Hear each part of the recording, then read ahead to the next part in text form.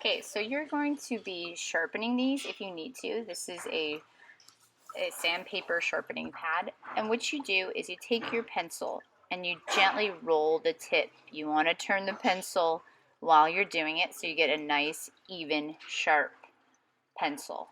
So by the time you're done, you should have a good point on the pencil. Sometimes it's hard to get a point in those sharpeners, especially if you sharpen too much, the point will just break right off inside those gold bullet sharpeners. So that looks pretty good to me. You notice I was doing it over the track. After you have your outline complete, you're going to pat using a Kleenex or a tissue and pat down your outline to make it as faint as possible. So you're trying to lift off, you can rub it a little bit. And remember, this is all with the vine charcoal, that twig charcoal. So it should come off a little bit easier than with the charcoal pencils.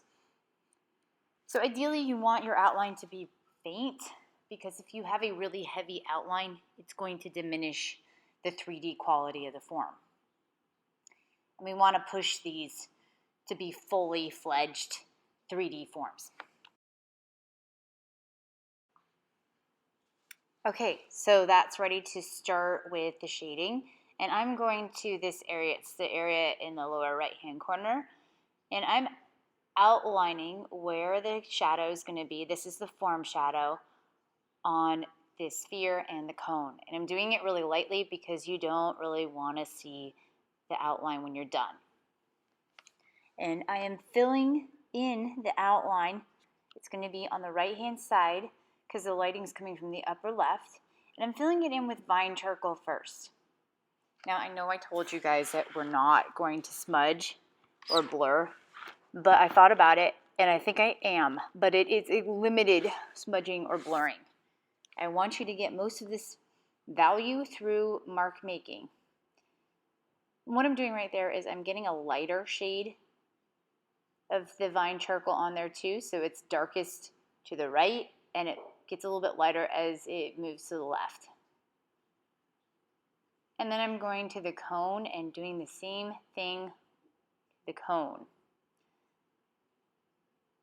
And I want to keep my stroke going all the same way, the same direction. So I'm kind of going side to side, trying to get a curved stroke a little bit. And this is all in time lapse. So it looks much faster than it actually is. And you can go right ahead and go over that line that you created to kind of separate the form shadow from the midtones. So the midtones are the areas that are neither super dark nor super bright. They're right in between, and that's why they're called the middle tones, the mid-tones. Okay, so what I just did there is I took a tissue and I wrapped my finger around it so that my finger is not actually touching the paper. You don't really ever want to let your bare finger touch the paper if you can help it, just because our hands have oil on them and you don't want to deliberately rub oil into the paper. So I'm taking my finger, I have it wrapped in tissue, and I'm just going to blur a little bit the vine charcoal, and I'm going to go in circles when I do that. So these are little circles. I'm not doing huge circles. It's taking over the form. I'm doing little tiny circles. I'm going slow when I'm doing it. This is actually real time, so that's how slow I'm working. I'm gently rubbing the paper. I'm not like trying to stab the paper with my finger. And you want it to be even, consistent shading. This is going to act as kind of a backdrop. Here it's sped up so you can see it a little bit faster. So it's going to give me an idea, an inkling of how it's going to look with the form shadow in there. Then I'm going to go do the same thing to the cone. I'm going to go in those little circles, trying to stay within the outline of the cone shape when I do it. Little tiny circles, consistent shading, try to avoid any patchy areas.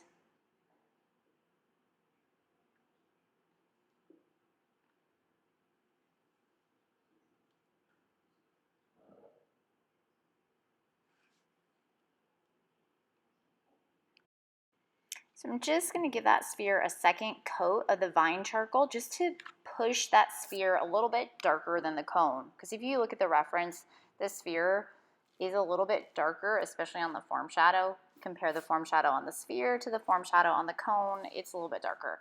That kind of distinction is important when you're doing forms. Okay, now I'm going into the sphere, and what we're doing here is we're going to do a form of kind of hatching, except for we're going to hatch. Okay, so we're wrapping the lines around the form. So you want to go basically in a backward C arc around that sphere.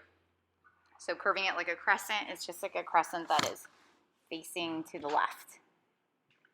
And I'm going to speed this up so you can see it in time lapse. So there I am, cross hatching around the form. Keep in mind those terms. You've got the form shadow, you've got the midtones, you got the reflected light and the highlight. We're not going to worry about the cast shadow for now.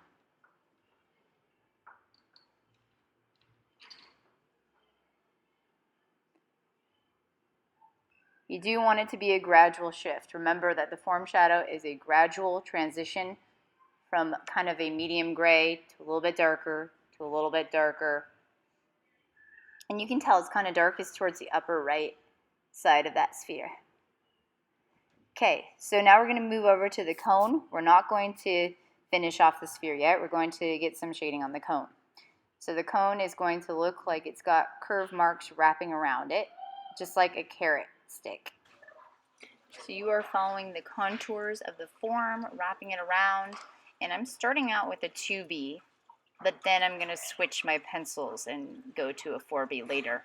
It's better to start off too light than to go too dark and not be able to erase. You can always go in and darken it. That's what it looks like up close.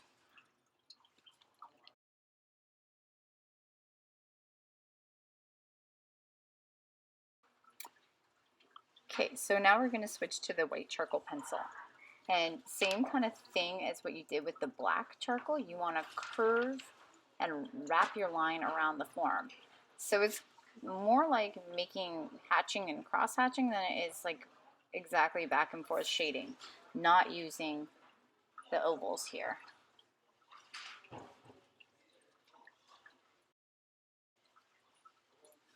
So my contour is wrapping to the left, and you just want to think about it wrapping around that edge of the sphere, starting out brightest to the left and fade it as it goes to the right.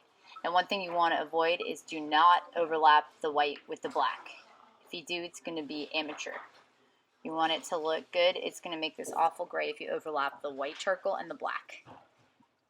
You always want to leave some gap of the gray paper. They never get too close to each other. And you can erase out parts if it was going too dark there, so I just was lifting off by stamping onto the paper and pulling off material.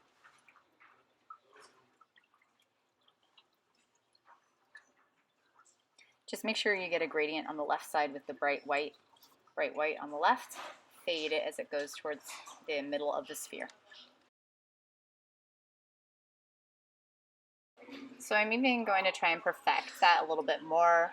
I'm going to blend a tiny bit over it, and then I'm going to shade back in to try and get that to look like it's popping three-dimensionally. But it's a lot of work to make a sphere look like it's 3D. It takes time, it takes patience, and you have to curve your line to wrap around that form.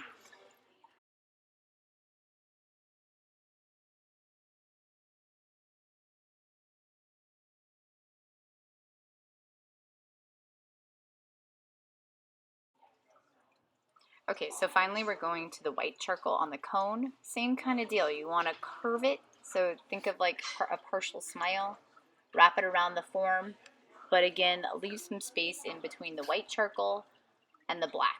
Leave some bare blank of the paper when you're doing that. It takes some time, and it is a gradient. You're going bright white, fade it, gray the paper, then to light gray, and onward in that form side of the shadow.